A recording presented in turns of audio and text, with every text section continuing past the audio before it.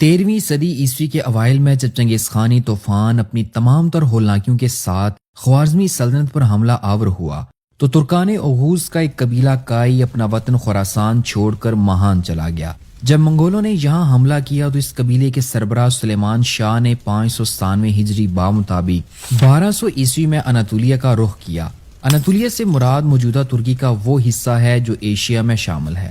یہاں انہوں نے 7 برس تک قیام کیا اور اس قیام کے دوران انہوں نے شمال کے عیسائیوں کا قلع کما کیا جو کہ اخلاط آ کر لوٹ مار کیا کرتے تھے۔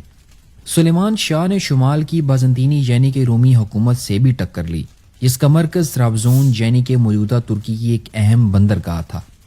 اس کے بعد سلیمان شاہ نے شام کی ایوبی سلطنت کے مشہور شہر حلب کی طرف پیش قدمی کی، لیکن جب سلیمان شاہ کا قافلہ حلب کے قریب دریائے فرات پر پہنچا تو سلیمان شاہ دریا پار کرتے ہوئے پانی میں ڈوب کر جاں بحق ہو گئے۔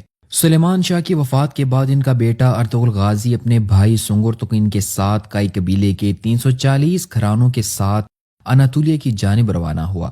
اس وقت سلجوقی تخت پر عظیم سلجوقی سلطان علاؤ الدین کے کوبات تخت نشین تھے۔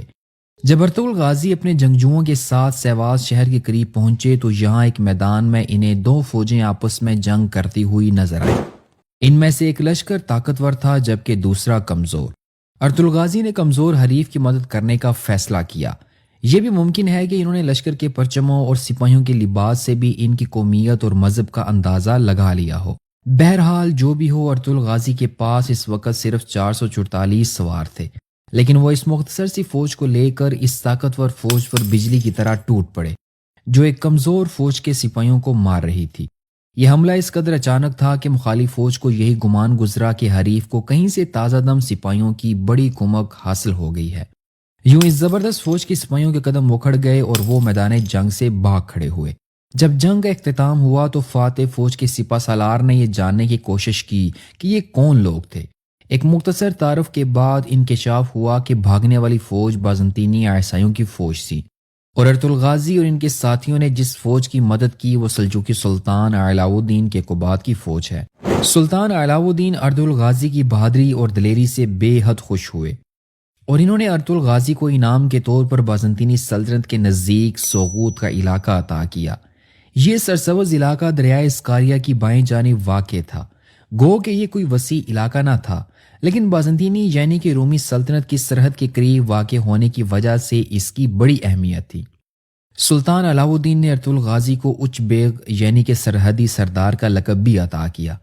ان کے قیام کے کچھ ہی عرصے کے بعد نیکیا کے شہنشاہ اور سلجوقی سلطان کے درمیان جنگ چھڑ گئی۔ سلطان علاؤ الدین کے کوبات اپنی فوجوں کے ساتھ بازنطینی شہنشاہ کے ساتھ جنگ میں مصروف تھے کہ ارطغرل غازی بھی اپنے سپاہیوں کے ساتھ سلجوقی سلطان کی مدد کو آ پہنچے۔ 1281 عیسوی میں کائی قبیلے کے سردار ارطغرل غازی کا انتقال ہو گیا۔ ارطغرل غازی کے انتقال کے بعد لوگوں نے سوغوت شہر میں ارطغرل غازی کے سب سے چھوٹے بیٹے عثمان غازی کو کائی قبیلے کا نیا سردار منتخب کیا، کیونکہ وہ ارطغرل غازی کے بعد عثمان غازی کو ہی کائی سردار کے طور پر دیکھنا چاہتے تھے۔